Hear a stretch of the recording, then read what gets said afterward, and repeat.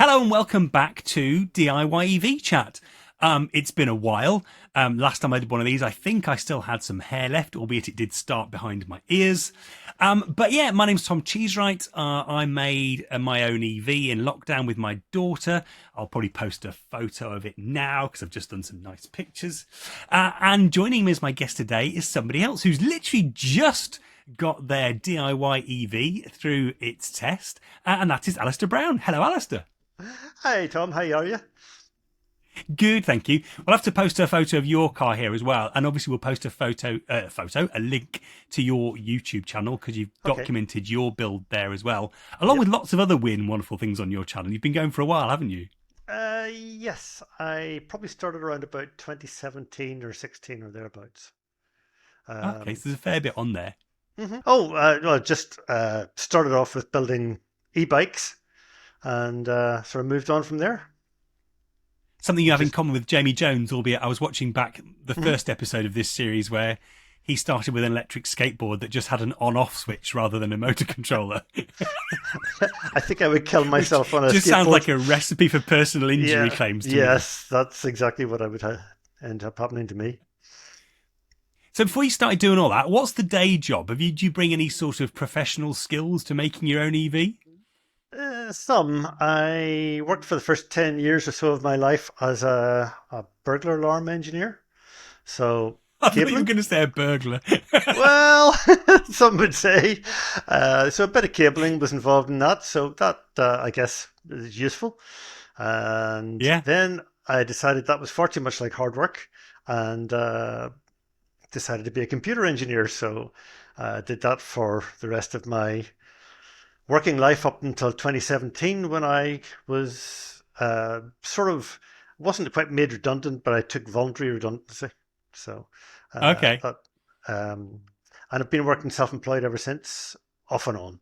So I currently call myself uh, semi-retired, partially retired. But at the moment, mostly retired because I've only had a few days work in the last few months. So, but I don't mind so long as I've got enough. That's all I worry about. So I guess It gives that you time would, to play. That's the main thing. yeah. Well, I've got plenty of time to play. That's true.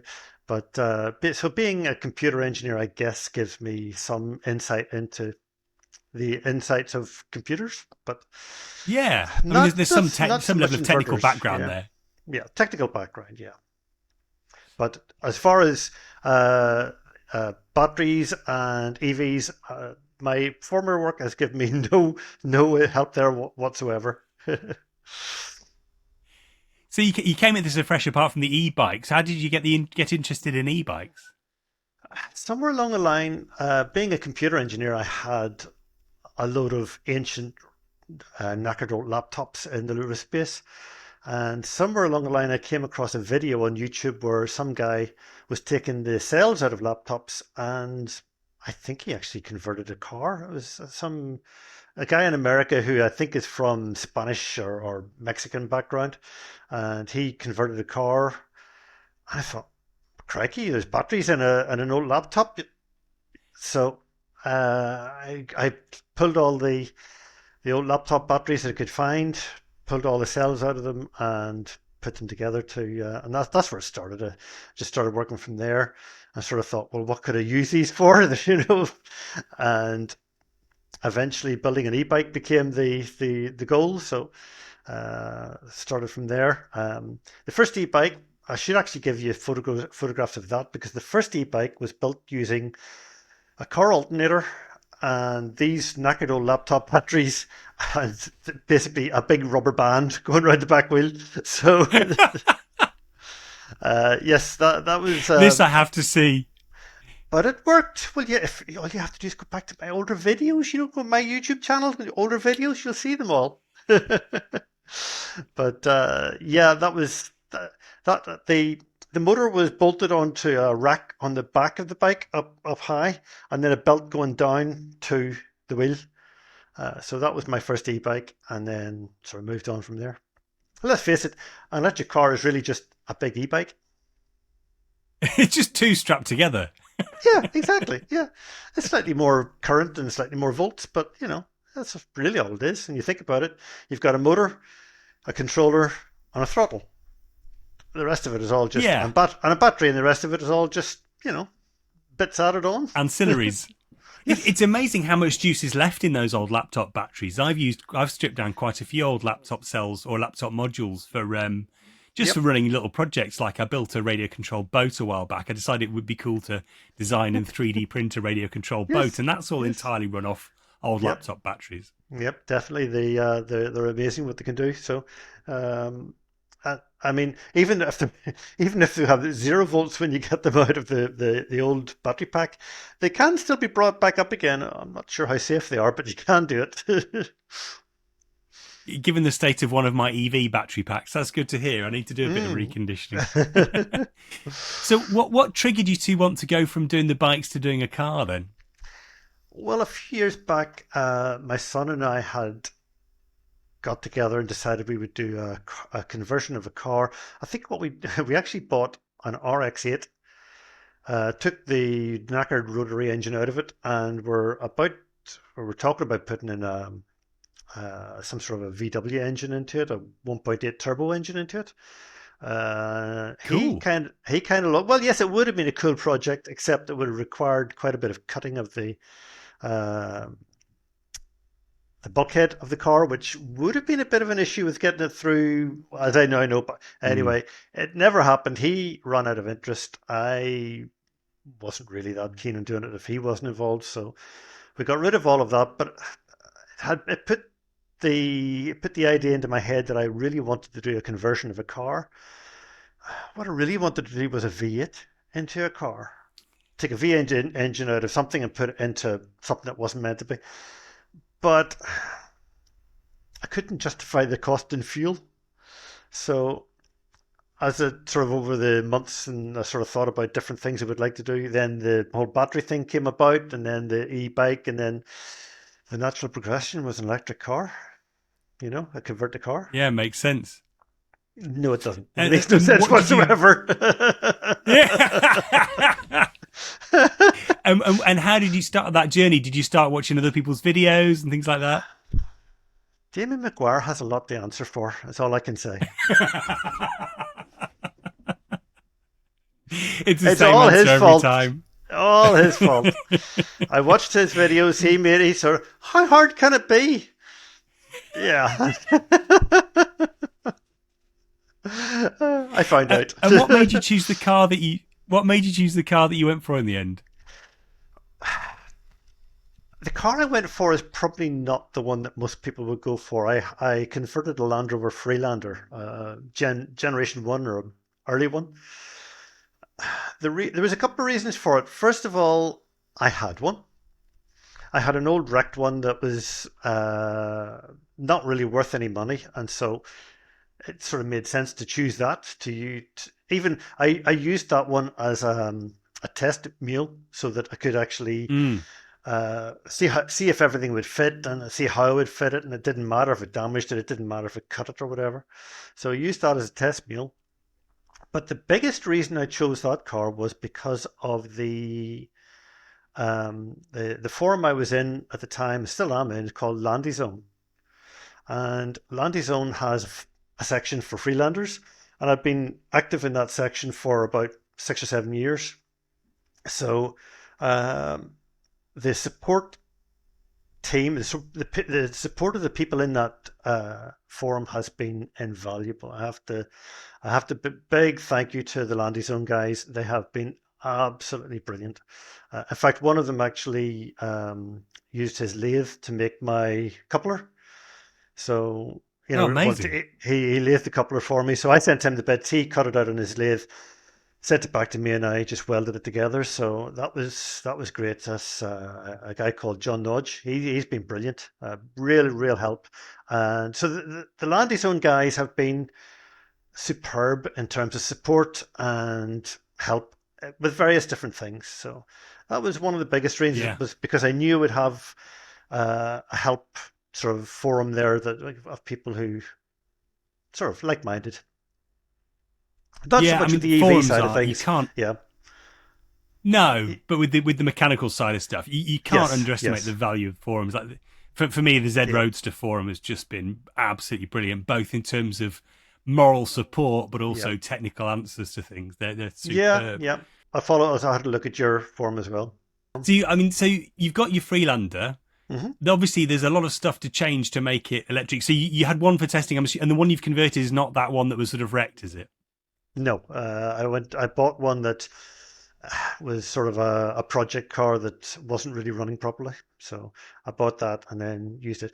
I didn't buy the one I really wanted to buy. The one I really wanted to buy was one that was built before March 2001 because it would have been free tax, but I couldn't find one that was in a decent state, so I ended up just buying what I could get, a 2004 Freelander. And then you started buying components to do the swap. What did you plump for? Well, the that was a hard one. It was really, really hard to decide which components I should get. Uh, I was hemming and hawing and going back and forward. And Damien McGuire again, totally guilty. He sent me a link to a Nissan Leaf that was being sold in the Southern Ireland. It did not have a battery, but it had everything else. It was a complete car apart from the battery. It was a Japanese import, and I've never felt as guilty about stripping down the car because it was immaculate, absolutely immaculate. But it had no battery, and everything on the dash was in Japanese, so it wasn't really very useful. So I stripped that down, took all the bits out of it. So I got a Gen 1 Nissan Leaf inverter, motor, and all the electronics. I stripped it down completely and took everything out of it that I could possibly get. Every connector, every cable, every module came out of that car. And so that's the what is the EN65 motor, is that right? And then the 61? No, 61 motor, that's right, yeah. 61, yeah, yeah. And then the inverter. Hmm. What did you do for batteries? I looked, it took me quite a while to get batteries. I basically started working with what I had and converting and getting the motor attached to the gearbox and all of that. And then I came across there's an EV breaker in Newry, which is a town about 30 miles from here. And they happen to have a Volkswagen e-Golf battery pack, Mm. which is I think the car was it was a 2020 car. I think it had about 200 miles on the clock, and it looked like it had fallen off the transporter. So, so it went as a write off, and I got the battery pack out of that. The only problem with that one was at the time I thought I needed to have the same number of cells as the Nissan Leaf because I intended to use the Nissan Leaf sort of electronics and BMS. BMS and so on. So I then started looking for another source for another two 4S modules because the eGolf has only got 88 cells in series, whereas the Nissan Leaf Mm. is 96 in series. So I started looking for another source and I could not find at a sensible price the cells I was after. I have to admit, I ended up buying a second e-golf battery from the same supplier with slightly more miles in it, but not much. So I ended up with two e-golf battery packs. And that's what's in there now.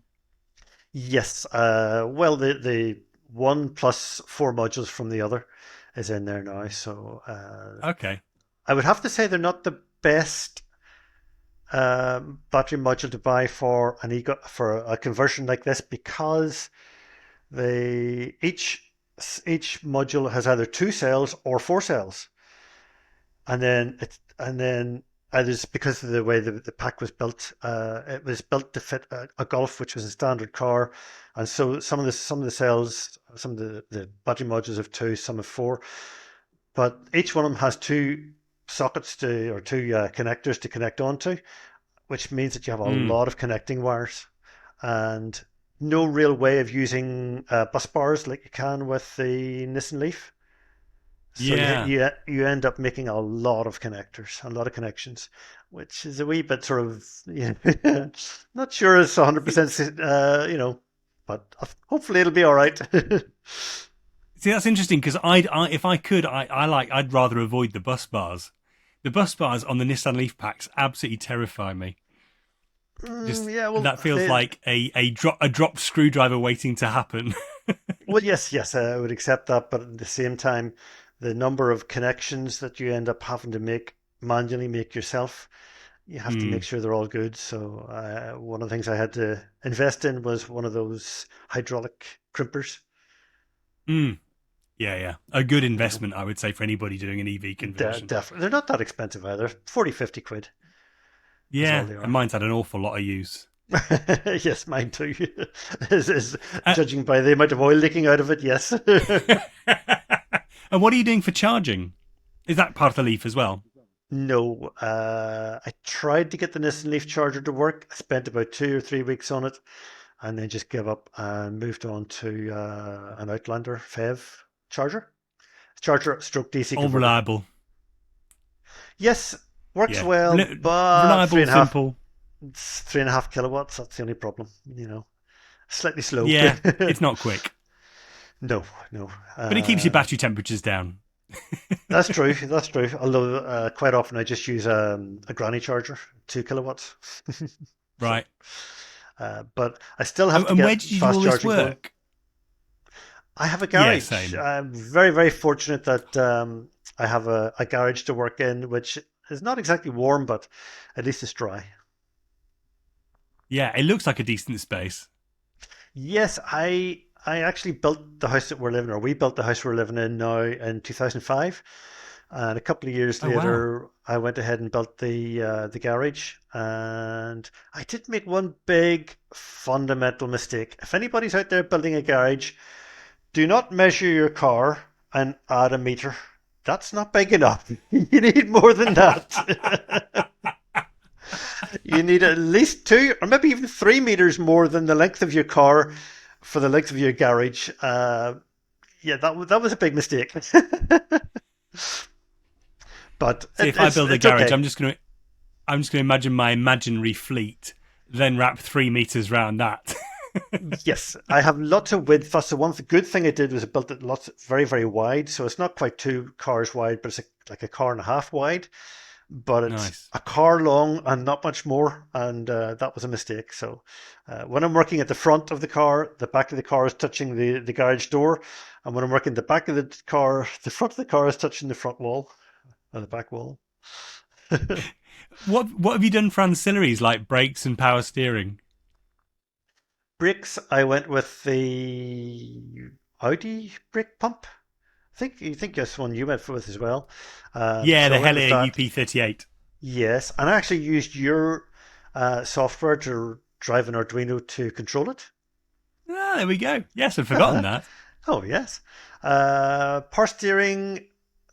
You know the saga of my power steering, do you? Did you ever watch? Do Did you I ever don't want watch my other people to videos? hear it. Do you know the way I told you about my first EV bicycle being powered by an alternator? Well, Yeah. I have this soft spot for car alternators now because of that. And in my infinite wisdom, I thought, wouldn't it be really, really clever of me to go a different road to everybody else? Nobody else has done this, and I used a car alternator to drive my power steering pump, which worked mostly. I'll tell you what happened. The day before I brought the car for MOT, I was charging it, and while I was charging it, I accidentally left the power steering turned on because at that particular time I just had a physical switch that I put on the e-bike battery that I was using to power this power steering pump. Anyway, I left the switch turned on. Somehow or other, the little adapter that was supposed to take the 36 volts or 40 volts of the e-bike battery pack and to put down to 7 volts to put onto the rotor of the alternator motor. Somehow or other, that kind of went wrong and went from delivering 7 volts to delivering 40 volts to my alternator rotor. And I didn't realize that had happened. And I was working away at my car, it was charging, everything was grand, everything was working. And then, what's that smell? That's a funny smell. I kind of recognize it, but can't quite figure it, can't quite place it. And a few minutes later, I could still smell something. What is that? And then I looked over at the front of the car, and there was smoke coming out of the bonnet. Uh, well, you can imagine the panic that ensued. Yeah. So yeah, everything got turned off. Everything was running around like headless chicken mode. And eventually, I realized that the smoke was coming from the alternator, not batteries. So the car wasn't about to burst into flames and burn down the garage. And well, funny old thing, but the alternator motor never really worked quite as well after that. If I let it cool, it did work well enough for me to get to the MOT, get the MOT passed, and well, a few weeks after that, it sort of got worse and worse and worse, and I just ended up ripping it out. But it did work initially, and A worthwhile experiment.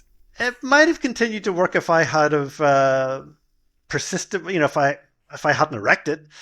But yeah, I set fire to my I set fire to it. So So what's in there now? a Volvo power steering pump, Ah, which I managed to get from eBay for the princely sum of £25 delivered. awesome. And are you using the Yeah, canvas control on that? no, I don't need it. Just I just would run it like in dumb mode. I would like to get the CAN bus working because I would like to raise it and lower it according to speed. But currently, 12 volts to it, and there's like an ignition switch type thing goes to it. Yeah. That's all you need. It works perfectly. It's really, really good. And Those TRW pumps are noisy but brilliant. well, this I'm not even sure if this is a TRW pump or not. It's the same sort of the style but a different shape. But Right, okay. it is different from the Opel The Saphira ones. Zafira ones, and I think it's quieter. It's Okay. certainly, and it's using about 10 amps DC, 12 volts. 10. In fact, whenever I'm not sure if you're aware, but before I decided to go down with the alternator motor for the power steering, I actually tried a Zafira pump, and I hooked it up, turned it on, and it started drawing 40 amps and would not spool down. So I just gave up on that. Ooh, So yeah. It's pretty it must chunky. have been faulty. No, I think it was faulty. It just it would Right. they're supposed to spool up to a certain amount, and then when the pressure builds up, then go down, and it just never spooled down. So Yeah. I can just assume it was faulty. I So have at least one spare Zafira pump, and probably I think I've got one Volvo pump as well in the storage unit. I should do oh some right, side okay, by side nice. comparisons at some point. It would be good for you to compare the current draw from the two of them at 12 volts because I mean most people talk about 25 amps for the Opel one, and I'm seeing a lot less than that for the Volvo one. Albeit it's running at three Interesting. quarter. I think it's only running three-quarter speed. I think when you don't control it by CAN, it only runs at something like three-quarter speed, but that's actually fine. It works well. Perfect. No complaints at all And what's for. controlling all of it? What's the brain in your system? Uh, Whenever I bought the Nissan Leaf, I immediately ordered what do you call it's a VCU by Damien again, but it was the one Hmm. for the Gen 1 Nissan Leaf. There's not too many people using it. I know Fiacre Cook have one as well. Hmm. He's using the same one, so that's what I'm using.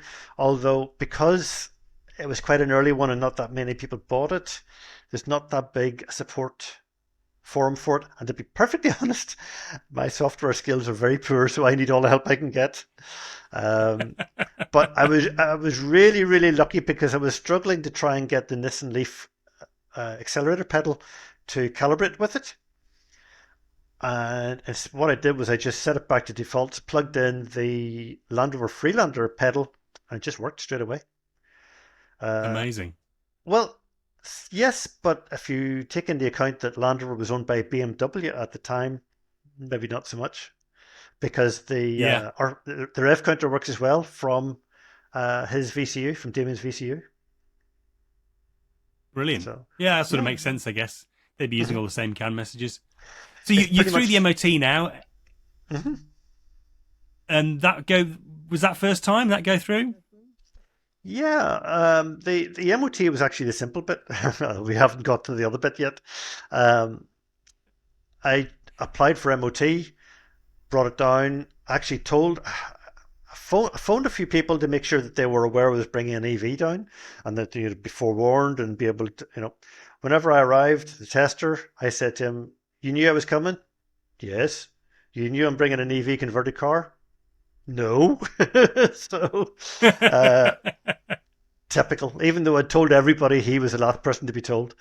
So he Yeah, took the car, put it through, and it passed. No problems, no issues. brilliant. But what's the complicated bit? Well, it's not so much complicated. I went to get registered then as an electric car just to let the DVLA know that the car had been converted, because it seems a bit strange. The first thing you have to do is get it MOT'd, and then you can tell them it's converted. I don't really understand that, but anyway, that's the way you have to do it. And the first time I took it down to get it they asked for an inspection. I sent off all the details and they said, "Yep, you need to get inspected." So took it down to get inspected. The guy said, "Yep, no problems, that's fine. The only thing is difficulty seeing some of the way that it had it bolted to the chassis and so on, because Land Rover Freelanders have an under tray which kind of hides everything, so they couldn't really see what they needed to see. So they've actually asked for it to be inspected a second time. So it's going back on Thursday. Today is Monday, so it's going back on Thursday to be inspected a second time. But I'm fairly Fingers confident crossed. it should be okay. I mean, I think I have followed all of the requirements for the DVLA, that it shouldn't be an issue. Nothing has been drilled, nothing has been cut, nothing has been welded to. So hopefully it should pass. Yeah, you should be fine then. Any issues getting insured? Apart from the price of it, not really. Well, it's funny. It's funny though. I was actually told of two different companies that would insure a converted car. First one I went to said nope, under no circumstances, and not because it was converted to EV, but because it's a Land Rover. Because they're getting stolen so much at the moment. Correct. They just point blank refused to insure a Land Rover. So I went Wow. back to Adrian Flux, the go-to company of choice for converted cars. Three times the price of insuring my daily runner, but that's just the price. Obviously, you've got no claims bonus on it because it was the first time getting it insured. So because of that, no claims. So I guess that affects it as well. They really ought to be sponsoring this series. If you're watching Adrian Flux, we all spend a lot of money with you, so come and give us Yes, throw some money yeah. back at the community, please. I've got a YouTube channel you could sponsor if you don't mind. That'd be great. We'll split it, half for Alistair, half for me. Nah, Tom doesn't need it. He's What were the loaded. Give biggest it all to challenges me. and setbacks? What were the biggest challenges and setbacks along the way, apart from burning out your alternator-powered pump? That was a minor setback in the scheme of things, to be honest. The biggest issue was trying to decide which hardware to go with, because when you go to the Open Inverter website and the forum, there's that many different types of sort of, do you go with the Tesla? No, it's expensive. Do you go with the Outlander stuff that you went with at first? No, because it's underpowered, as you discovered. So I guess Nissan Leaf was the obvious choice, but until you've actually been in the sort of looking at the whole situation and involved and whatever for a while, you don't really know these things. And you come in as a newbie, it's very, very Yeah, difficult. So that would yeah. be the first thing, I, trying to decide what to go for. Then try to decide what battery to go for. But in my case, it was just whatever was available. After that, just I guess locating everything without, you know, just knowing what you can do and what you can't do. That's another big one. Um, is this going to be okay? Is this going to be acceptable? And that's where the help I got from the Open Inverter Forum and from the Landy Zone Forum were essential. And even just when these things take years to happen, which they did in my case, it took something like 3 years for me to get it from conception to actually on the road. You do run out of energy from time to time. You know, things happen in life and Mm. knock you back and whatever. You get knockbacks, and just getting back up again and going. That I guess is the tough thing. But for me, yeah, I enjoyed it that much that you know it's just the way I tend to work is I figure out what a job that needs to be done, say, for the sake of argument, building a battery box for the to go into the boot. Well, that's a job by itself, and that takes a certain amount of time. You do that, and then you sit back for a while. You think, well, what next? And then you go and do the next thing. I'm not very good at planning it all ahead and knowing exactly what I'm going to do and what all the steps are. I'm no good at that at all. So I just do it bit by bit. So What's been the most rewarding bit, apart from just doing it? the first drive. The first drive was the first time I spun the wheels going up our lane. I don't know if you've seen that video I put up on YouTube of me Yeah. spinning the wheels. Yeah, amazing. That was just wow. But actually, that wasn't the first time I drove it. The first time I drove it, I didn't even have the high voltage battery at the time, and I had a 48 volt battery and a 48 volt e-bike controller that I connected to the motor and using a e-bike throttle, little hand, just an ordinary throttle you would use for a bicycle. I drove the car with that. That was the first time I ever drove it, and that was what I used to move Wow. it in and out of the garage and so on. And that was pretty special, crazy Yeah. but special. It's pretty sketchy. I have Yeah, to a say, bit. I'm not sure how my new tires on my new wheels are going to last because in when it's slightly wet outside, it's very very tempting just to put it in first and spin the wheels. It doesn't matter how old we Although get, we're still I haven't children done this under with it the all, aren't we? I know I haven't done this with the 17-inch wheels on yet. But with the 16-inch wheels, it was very easy just to like you could spin the wheels in second at about 20, 30 miles an hour sometimes. So with even if it's only slightly damp. So Well, yeah. the funny thing is, at the moment, I Anyway, actually not have I actually have the Nissan Leaf wheels on my car because the Nissan Leaf tires, wheels and the tires were much better than any of the tires on the two Freelanders that I had, and the it's the wheels same just bolt fit. pattern. Same bolt pattern and same center, so they just Amazing. fit. Yeah, it's fantastic. But I do intend to get proper Freelander wheels and tires on at some stage. But for now, Nissan Leaf wheels and tires. This is the difficult, ugly question. Do you have a sense of what you've spent? Mm, Probably, well, certainly 10 grand. Certainly 10 Right. grand. Okay. Not much more. And I do have more than three quarters of an e-golf battery pack sitting behind me at the moment. So I have maybe a couple of grand's worth of stuff that I could sell if I really wanted to, but I want to keep them for some other project. I mean, that's one of the next questions. Is like, what are you doing next, apart from putting new wheels on the Freelander? I would love to electrify my lawnmower. Is it a ride I on? well, I have a ancient ride-on. I mean, we're talking at least 30 years old ride-on lawnmower, but which goes perfectly. The engine is fantastic in it, but it's not the problem child. The one I walk behind, which I usually use for cutting the grass, is the noisiest, horriblest. You're pulling and hauling to get the thing started. I hate that lawnmower. I don't mind it so much now. It used to be a Briggs and Stratton engine, which was horrific. It's now got it it died completely, and it's now got a Honda engine, which is much nicer, but still so noisy. I'd love to change that engine for something electric. I have no idea what it would be. I don't think it'll be a car alternator. I don't think I that was just would. about to say, I don't you think. must have a spare Freelander alternator around. I don't think that would cut the mustard. You need about three or four horsepower, and no. Wow. So, so that would be nice And to do. any favourite tools from the project? I'm going to show you my favorite tools, and you're going to be shocked when you see them. All right? You see that?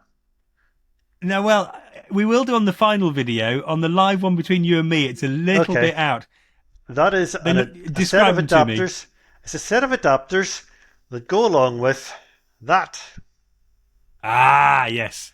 The quarter Ugga inch Dugga drivers. / the rattle cannon. But it's just a quarter inch, small quarter inch one. And this just happens to Okay. be one I got from Argos, I think, or somewhere. But these are adapters to put it up to quarter inch socket set, 5/8 and half Yeah, inch. 3/8. Yeah, half inch. Yeah. Yeah, 3/8 and half inch. So those things are gold dust. Get yourself a quarter inch rattle gun, doesn't matter how cheap, and get yourself a set of those. You will never regret that. The other thing, which my son actually bought me as a present, so I'm going to have two, is this. Gotcha. A good light. A good light. And a portable one that you can put sit down anywhere, and I use that all the time now. Yeah. Probably something to do with driving over the top of my hand lamp that I had, so it doesn't work anymore. Yeah, well, I have to say, having just had a slightly stronger prescription for my glasses, good light is absolutely invaluable. You get to my time of day, your eyes start to grow a bit dim. You need all the light you can get. Well, listen, thank you, Alistair. Thanks for coming on and being the first guest on the new season. We did 17 episodes before. Certainly, I've got another 5 lined up already, and probably another 5 after that as well. So I'm going to try and get one of these out a week for the foreseeable future. Are you telling me Certainly there's for the 10 next more month or people so. as stupid as I am? Oh, crikey. It's amazing how many people there are as stupid as us. If you'd seen the look on the MOT tester's face when I drove out of the MOT and he handed me my sheet and he said, "You've passed." He said, his first words were, "Why? Why a Land Rover Freelander?" I think I actually captured this on video when I went for my last MOT. The tester just said, "What the hell have you done?"